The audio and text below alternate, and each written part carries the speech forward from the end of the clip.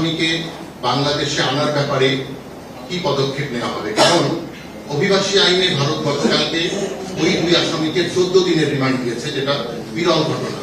এতে আমাদের মনে হতেই পারে যে ভারত ওই 2 আসামিকে ফেরত দিতে বিলম্ব করবে। এই জন্যই জানতে চাচ্ছি যে ভারত আপনাদেরকে জানিয়েছে কিনা, এবং জানিয়ে থাকলে তাদেরকে ফেরত আনার ব্যাপারে কি ব্যবস্থা নেওয়া হয়েছে। পরের অংশটা হচ্ছে, আরেকজন দণ্ডিত আসামি সাবেক প্রধানমন্ত্রীও ভারতে অবস্থান করছে, তাকে দেশে এনে বিচারের মুখোমুখি করার ব্যাপারে আপনাদের কি উদ্যোগ রয়েছে? এটা কূটনৈতিক চ্যানেলে ফরেন মিনিস্ট্রি থেকে তাদের সাথে যোগাযোগ হয়েছে, তারা এই ব্যাপারে কার্যক্রম গ্রহণ করছে। হয়তো অচিরেই ইনশাল্লাহ আমরা দেখতে পারবো তারা বাংলাদেশে আমরা আনতে সক্ষম হব। তালিকা আমাদের তৈরি হয়ে গেছে, আমরা ইনশাল্লাহ অচিরেই তাদের বিরুদ্ধে অভিযান শুরু করব। ওইটা এক্সাক্ট এখন বলবো না, কারণ যে তালিকাটা আসছে এটার থেকে আবার একটু আমরা অনেকগুলো এজেন্সি থেকে পেয়েছি, এটা আবার আমরা সবকিছু মিলিয়ে কমন যেগুলা সেগুলোর বিরুদ্ধে আমরা।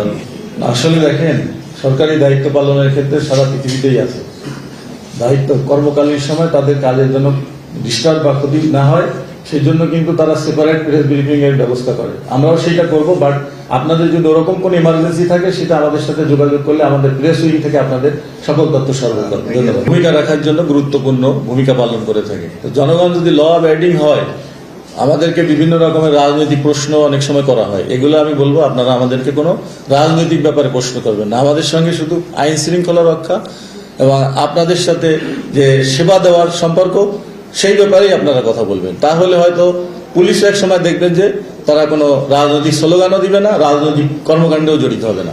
বাংলাদেশ পুলিশকে আপনি যে দলে যে মতেরই হন না কেন, পুলিশ হচ্ছে জনগণের বন্ধু।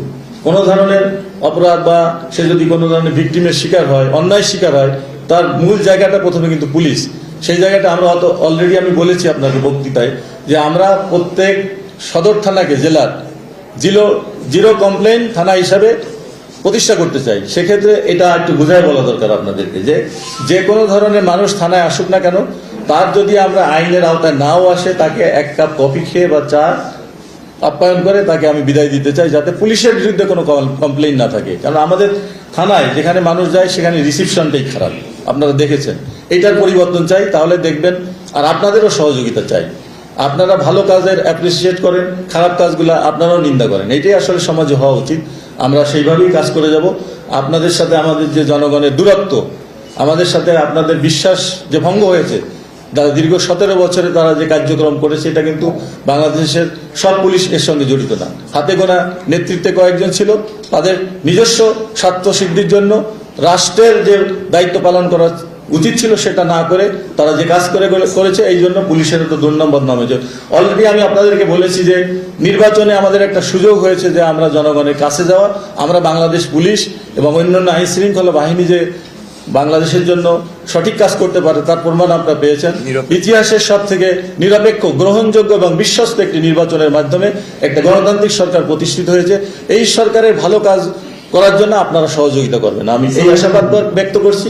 এবং এই কাজগুলো করার জন্য প্রথম কাজ হচ্ছে আইন শৃঙ্খলার উন্নয়ন। আইন শৃঙ্খলা যদি ঠিক না থাকে, বিদেশি বিনিয়োগ আসবে না, আপনার অর্থনৈতিক উন্নয়ন হবে না, আপনার আমার জীবনযাত্রার মানও উন্নয়ন হবে না। সুতরাং আপনি জনগণ এবং আপনাদের সাংবাদিক সমাজ, আদার সকল সামাজিক সংগঠনের সহযোগিতা চাই। আমরা সবাই মিলে, যারা খারাপ লোক, যারা আইন মানতে চায় না, এই মব কালচার করতে চায়, মাদক ব্যবসায়ী, এদের বিরুদ্ধে সামাজিক সচেতনতা গড়ে তুলেন। আপনার সন্তানরা যে মাদকের সাথে জড়িত, যে কিশোর গ্যাং বলি, এদেরকে আপনারা যদি কন্ট্রোল নিজেরা না করতে পারেন, আপনারা লিখিত দিয়ে আমাদেরকে বলেন, আমরা সংশোধনী কেন্দ্রে পাঠাবো। সেখানে দরকার হয় কারিগরি শিক্ষা হোক, তার মেধা অনুযায়ী যে কাজ করতে পারে সেখান থেকে তাদেরকে আপনারা তাদের বিভিন্ন কর্মের সংস্থান করতে পারবেন। ধন্যবাদ।